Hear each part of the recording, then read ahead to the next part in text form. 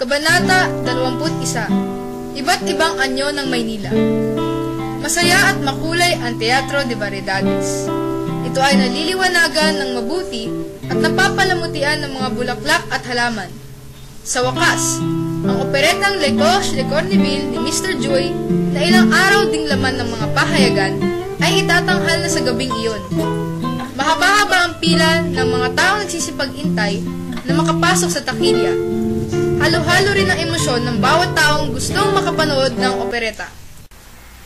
Ay naku po, kaunting bilis naman po at gusto ko na makapasok. Sana naman hindi magkaubusan ng ticket at sayang naman ang pinunta ko dito. Wala na po bang ibibilis yan? Ilang oras na po kami naghihintay. Pagsapit ng ikapito ay kalahati na ang nabusan ng ticket. Ang iba ay tila nawalan na ng pag-asa na makapasok kaya umuwi na lamang sila. Ang iba naman ay bumili ng ticket na binibenta sa malaking halaga para lamang makapasok. Marami-rami ang tao malapit sa may pasukan at inggit na inggit sa mga taong nakakapasok sa loob ng dulaan. Sa may di kalayuan sa labas ng dulaan ay may isang tila walang interes na makapasok. Siya ay mataas at payat na lalaki. Galing daw siya sa isang tanyag na angkang Kastila, ngunit pinili pang mamuhay na parang pulubi sa Pilipinas at ang kinabubuhay ay ang pagpapaskil lamang. Siya ay si Camaron Cochido. Talagang di mahulog ang karayon ang nagpupumilit pang makapasok. Eh alam naman nilang di nila kaya makabili ng ticket. Ubus lang nila ang pera nila para lang sa bagay na yun. Makapaglakad na nga lang. Habang naglalakad si Camaron Cochido, sinalubong siya ng pandak na matandang lalaki. Siya ay maliit, may patilya at puting bigote. Siya ay isang Pilipinong nagngangalang si Tio Kiko. Binati niya ang kanyang kaibigang si Camaron Cochido. Kaibigan, kamusta ka na? Napakalaki ng binayad sa akin ng mga Frances sa pagdidikit ng mga paskil para sa pagtatanghal. Pakita ko pa sa'yo eh. Ang iyong mga paskil naman ay mabubuti nga naman. Ngunit, higit na kaingkalat ng tao ang pastoral ng mga praile. Ang kalahati ng mga taong nagnanasang makapanood ng palabas ay dahil sa sinabi ng mga praile na huwag itong panoorin. Samantalang, ang kalahati naman ay dahil sa pag-aakalang sadyang may ituturo ang palabas, kaya ipinagbabawal ng mga praile. Ganun nga siguro, pero wala akong pakialam pa roon. Basta ako ay nagkapera ngayon. Paalam muna kaibigan, at may aabalayan pa ako. Umalis si Tio Kiko at nagpatuloy si Camaron Cochido sa paglalakad. Ilang sandali ay nakita niya ang isang sundalo na nakikipag-usap sa isang pulutong ng mga estudyante. Pagkaraan ay lumapit sa isang karwahe at kinausap ang taong sakay sa loob. Nagulat si Camaron Cochido. Nakilala niya si Simon na sakay ng karwahe at narinig niya ang pinag-uusapan nila. Tandaan, hudya tayo isang budok. Opo. Aba! May binabalak sila! Eh ano ngayon sa akin?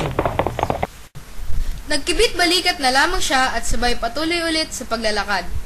Maya-maya pa ay dumating sina Polito Gomez at Doña Victorina kasama si Juanito Pelaez.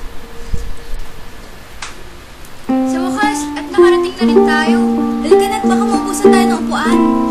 Paulita, maaari bang ikay aking makatabi? Aba, siyempre naman. Pagitnaan mo na lang kami ni Doña Victorina.